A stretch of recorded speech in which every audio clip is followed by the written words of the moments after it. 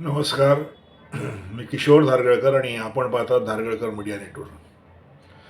मित्रांनो, महाराष्ट्राचे उपमुख्यमंत्री स्वर्गीय अजितदादा पवार यांचं अकाली निधन झालं. फार वाईट दुर्घटना घडली महाराष्ट्राच्या संदर्भामध्ये. त्यांना श्रद्धांजली धारगळकर मीडिया नेटवर्कतर्फे मी वाहतोय. मित्रांनो, 26 जानेवारीच्या दरम्यान एक घटना घडली दिल्लीमध्ये. त्याच्यावरती मला एक छोटासा व्हिडिओ करायचा आहे. 1-2 दिवस जरा लेट झालेला आहे, पण विषय महत्त्वाचा आहे. विषय असा होता की आपल्याला सगळ्यांना माहिती आहे की 26 जानेवारीला दिल्लीमध्ये जो गणतंत्र दिवस असतो त्याची परेड असते आणि ह्या परेडमध्ये सगळेच मान्यवर व्यक्ती येतात. पंतप्रधान असतात, राष्ट्रपती असतात, बाहेरनं आलेले पाहुणे असतात सन्माननीय, कॅबिनेट मिनिस्टर्स असतात, चीफ जस्टिस असतात आणि विविध न्यायालयाचे न्यायाधीश असतात. अतिशय दिमागदार असा सोहळा असतो.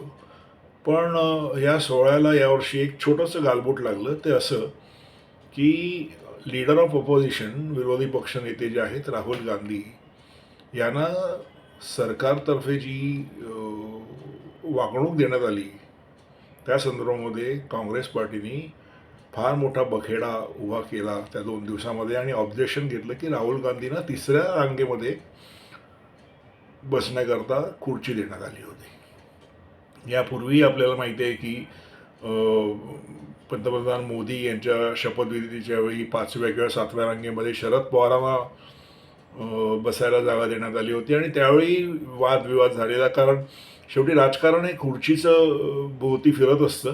त्याच्यामुळे आपल्या नेत्याला खुर्ची त्याच्या मान सन्मानाप्रमाणे त्याची जी पोझिशन आहे त्यानुसार मिळाली नाही तर त्याच्या पक्षाला म्हणा किंवा त्यांच्या अनुयायांना राग येणं साहजिक आहे. आणि तसा तो शरद पवारांच्या वेळीसुद्धा व्यक्त झालेला.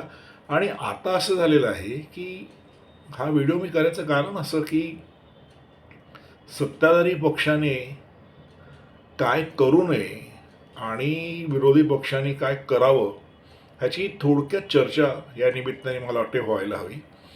एकतर गेली 3 टर्म्स जे आहेत काँग्रेस सत्तेवर येत नाही आहे, राज्यामध्ये नाही आहे आणि केंद्रातही नाही आहे. त्याच्यामुळे डेफिनेटली कुठल्याही पक्षाचं किंवा त्यातल्या कार्यकर्त्यांचं, पदाधिकाऱ्यांचं मनोबल हे थोडंसं खाली पडलेलं असतं किंवा थोडंसं ते कठीण काळातनं जात असतात आणि तसं काँग्रेस पक्षही जातोय. प्रश्न असा आहे की 2 प्रश्न आहेत. एक तर राहुल गांधी हे विरोधी पक्ष नेते आहेत हे मान्य आहे, त्यांना कॅबिनेट मंत्र्याचा दर्जा आहे. असं असताना भारतीय पक्षाच्या सरकारने हे लक्षात ठेवायला हवं की काय आता छोट्या छोट्या गोष्टीवरनं BJP गव्हर्नमेंटला, सरकारला काँग्रेसवाले कोंडीत पकडायला बघतात. अशावेळी तुम्ही जास्त सजग राहायला हवं की त्यांना पहिल्या रांगेमध्ये खरं तर सरकारने जागा मिळेल याची दक्षता घ्यायला हवी होती. म्हणजे हा प्रश्न उभा राहिला नव्हता. त्यांचं असं म्हणणं आहे BJPवाल्यांचं की आम्ही प्रोटोकॉल पाळलेला आहे. ठीक आहे, प्रोटोकॉल पाळायला हवा, पण कधीकधी प्रोटोकॉलच्या पलीकडे जाऊन काही गोष्टी करायच्या असतात. त्या न केल्यामुळे हा वाद उद्भवला. जर राहुल गांधींना जर पहिल्या रांगेमध्ये जे इतर मान्यवर होते त्यांच्याबरोबर खुर्ची दिली गेली असेल तर काय मोठं असं आकाश कोसळणार होतं हे भारतीय जनता पक्षाच्या नेतृत्वाला कळायला हवं होतं. पण ते नाही झालं दुर्दैवाने. आणि दुसरी गोष्ट काँग्रेसच्या बाबतीमध्ये मला आश्चर्य वाटतं की आज काँग्रेस इतकी खाली गेलेली आहे, सत्तेपासून दूर आहे, वारंवार पराभव होतो आहे राहुल गांधींच्या नेतृत्वाच्या खाली जी काही काँग्रेस आहे. अशावेळी आपला पक्ष सशक्त करावा, आपल्या पक्षाला एक दिशा द्यावी, आपला पक्ष कसा सत्तेवर येईल त्या दृष्टीने प्रयत्न करावे. ते सोडता ही छोटी मोठी गोष्टी ज्या आहेत त्याच्यामध्ये काँग्रेसला काय मिळणार आहे, काय आनंद आहे त्यांना. पण तसं होत आहे मित्रांनो. खरं तर ह्या गोष्टी काँग्रेसला टाळता आल्या असतं की ठीक आहे, 3ऱ्या रांगेत बसण्याने काय मोठा फरक पडणार आहे. त्यापेक्षा राहुल गांधी यांना एवढी मोठी संधी आहे, एवढा मोठा पक्ष, एवढा जुना पक्ष, ऐतिहासिक पक्ष त्यांच्या हाताशी आहे, अजूनही काँग्रेसचं जे नेटवर्क आहे ते इंटॅक्ट आहे बऱ्याच ठिकाणी, त्याला चालना देऊन त्यांनी पक्ष उभा करणं आणि त्या दृष्टीने प्रयत्न करणं हे महत्त्वाचं असताना दुर्दैवानं काँग्रेस जी आहे अशा या छोट्या मोठ्या गोष्टी त्यांनी खोड्या काढण्यात गुंतून पडलेली आहे. म्हणून मला असं वाटलं की या गोष्टीची चर्चा करायला हवी, की एक छोटासा मुद्दा होता.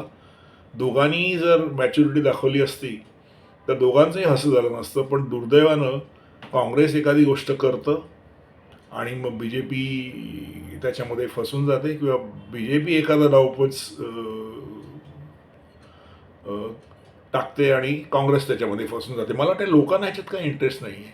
लोकांना हे बघायचं आहे की एक सक्षम विरोधी पक्ष हा किंवा पर्याय उभा राहायला पाहिजे आणि काँग्रेस तो उभा राहू शकतो काँग्रेसच्या रूपाने. पण तसं न करता काँग्रेसवाल्यांनी मला वाटतं या छोट्या मोठ्या गोष्टीकडे लक्ष न देता आपला पक्ष कसा सुदृढ करता येईल, विशेषतः राहुल गांधींनी याच्याकडे लक्ष द्यावं आणि भारतीय जनता पक्षाने लक्षात घ्यावं की तुम्ही तुमच्याकडे राज्य आहे, राजा हा क्षमाशील असायला हवा.